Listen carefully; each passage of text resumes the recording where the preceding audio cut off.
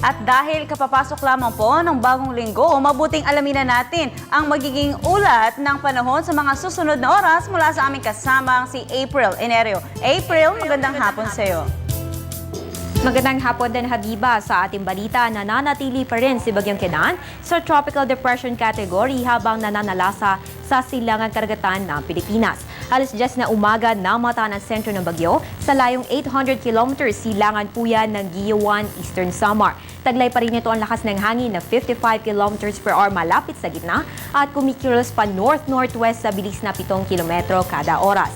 Ayon kay Pag-asa weather forecaster Fernando Cada, posible anya ito lumakas pero dahil malayo ay hindi po ito magkakaroon ng direktang epekto sa bansa. Hindi rin inaasahang magtataas ng public storm warning signal sa Pag-asa dahil malayo nga ito sa ating kalupaan at nandito lamang yan malapit sa boundary ng ating PAR line. Kapag napanatili po nito ang current speed and direction ay lalabas po ito ng PAR by Wednesday. Itong si Bagyong Kenan ang huling bagyo ngayong Setyembre. Samantala sa mga susunod na oras, ang Palawan, buong Visayas at Mindanao ay ng maulap na kalangitan na may mahihina hanggang katamtamang pagulan at thunderstorms dahil po yan sa Intertropical Convergence Zone. Habang ang Metro Manila at natitirang bahagi naman sa ay makaranas naman ng partly cloudy to cloudy skies with isolated rain showers or thunderstorms.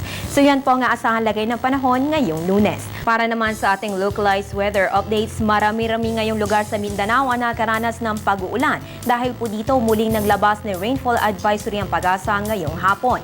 Ayon dito, nakaranas po ng moderate to heavy rains ang kasalukuyang nakakapekto po dyan sa may Mindanao, Sultan Kudarat, South Cotabato, North Cotabato, Sulu at Tawi-Tawi habang may katamtamang pag-ulan to occasional heavy rains po dyan sa may Zamboanga Peninsula, Misamis Occidental, Surigao del Norte, Lanao del Sur, Jensan, Davao Oriental, Bukidnon at mga kalapit na lugar. Ang mga pag-uulan po sa mga nabanggit na lugar ay maaaring magtagal sa loob ng 2 hanggang 3 oras. Samantala, punta naman po tayo ng Visayas, 1:35 p.m. asahan po ang thunderstorms sa may Cebu, particular na sa may Cebu City, sa may Mandaue, Consolacion, Liloan, Compostela at Cordoba within an hour. At kasabay din po nito, asahan rin po ang thunderstorms sa may Bohol, particular na dyan sa may Mabini, Kandihay, Alicia within an hour. Ating abiso, ugaliin po mag-monitor ng weather updates at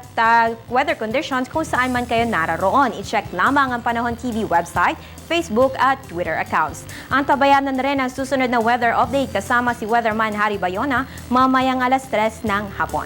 At dyan ang pinakahuling balita mula dito sa Pag-asa DOST. Ako po ang inyong weather girl April Enerio para sa Telebisyon ng Bayan. Balik sa iyo, Habiba. Maraming salamat sa iyo, April.